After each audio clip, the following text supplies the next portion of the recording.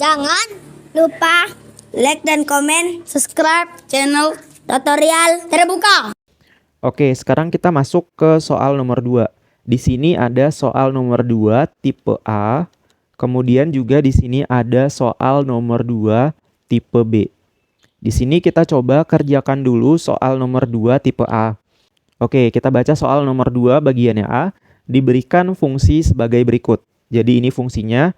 Kemudian tentukan nilai A agar fx continue di elemen bilangan real. Nah, di sini tuh ada kata continue. Nah, kalau kita ingin mengetahui suatu fungsi itu continue atau enggak, berarti kita bisa mengeceknya menggunakan limit gitu. Nah, sebelum kita mengerjakan soal nomor 2 ini, saya akan coba review dulu terkait dengan materi limit ya. Jadi limit itu merupakan suatu pendekatan gitu untuk menghasilkan nilai dari suatu fungsi. Contoh di sini saya punya contoh 1. Jadi di sini tuh limit x mendekati 2. Terus fungsinya di sini tuh x pangkat 2 min 4x ditambah 1 gitu. Nah, kalau kita ingin menghitung nilai limitnya, berarti x mendekati 2 ini, 2-nya tinggal kita masukin ke dalam x-nya. Gitu. Jadi x ini kita ganti sama yang mendekatinya, yaitu 2. Jadi sama dengan 2 pangkat 2 min 4, x-nya berubah jadi 2, berarti dikali 2 ditambah 1 gitu.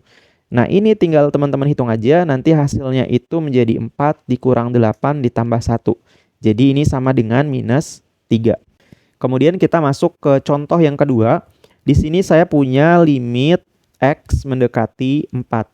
Terus fungsinya di sini x pangkat 2 min 16 dibagi x min 4. Gitu. Nah, di sini caranya sama ya. Jadi tinggal kita masukkan yang mendekati i-nya ini ke x-nya. Gitu. Jadi ini sama dengan x-nya kita ubah jadi 4, jadinya 4 pangkat 2 min 16 dibagi sama x yang ini kita ganti sama 4, yaitu jadinya 4 dikurang 4. Nah, ini kalau teman-teman hitung hasilnya itu yang bagian atas itu 16 dikurang 16. Yang bawahnya ini 4 dikurang 4. Nah, ini sama dengan 0 per 0. Gitu. Nah, apakah ini nilai limit? Nah, ini bukan nilai limit gitu. Jadi limit itu digunakan untuk menghindari bentuk ini. Gitu. Jadi di sini saya punya catatan ya. Catatan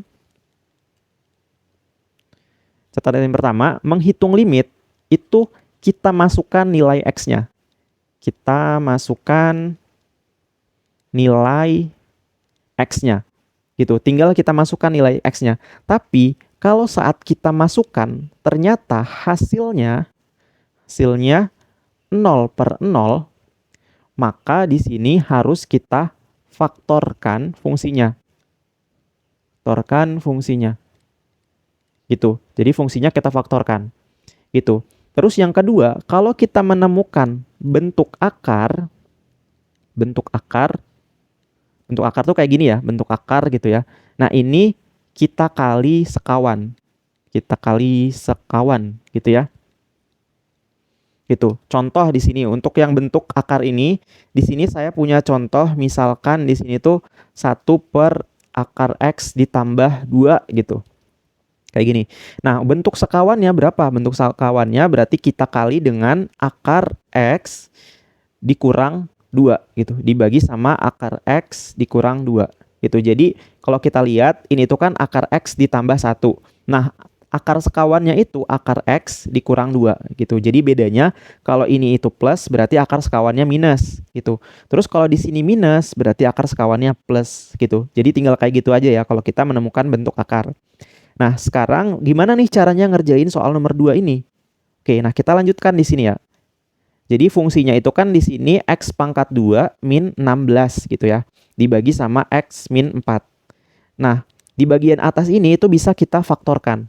Jadi kalau kita faktorkan ini kan menjadi x min 4 dikali sama x plus 4. Bener nggak? Jadi kalau ini saya kali ke sini, terus ini saya kali ke sini, ini saya kali ke sini, ini saya kali ke sini, hasilnya kan ini ya, yang bagian atas ini. Gitu. Jadi ini tuh cuman ngerubah bentuk yang ini. Jadi ngerubah bentuk si x pangkat 2 min 16 gitu. Nah, ini saya coba hapus lagi yang bagian ini ya supaya lebih rapi. Kemudian di sini saya tulis ya dibagi x min 4 gitu. Nah, di sini ada yang bisa kita coret nih, yang ini sama yang ini. gitu. Jadi sisa sama dengan X plus 4 gitu. Jadi soal yang ini, soal limit X mendekati 4 dari fungsi X pangkat 2 min 16 dibagi sama X min 4 itu sama dengan limit X mendekati 4 dari fungsi X ditambah 4 yang ini. Kemudian ini tinggal kita masukin aja nih ke dalam sini. Jadinya sama dengan 4 ditambah 4. Hasilnya sama dengan 8. Gitu. Jadi kalau teman-teman menemukan bentuk limit yang hasilnya itu 0/0, fungsinya itu kita faktorkan. Kayak gitu. Nah, di soal nomor 2 ini, nanti kita akan menemukan bentuk akar. Jadi nanti akan kita kali dengan akar sekawannya. Gitu. Nah, oke.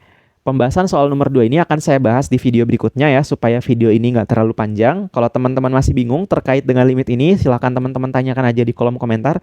Saya tutup videonya. Wassalamualaikum warahmatullahi wabarakatuh.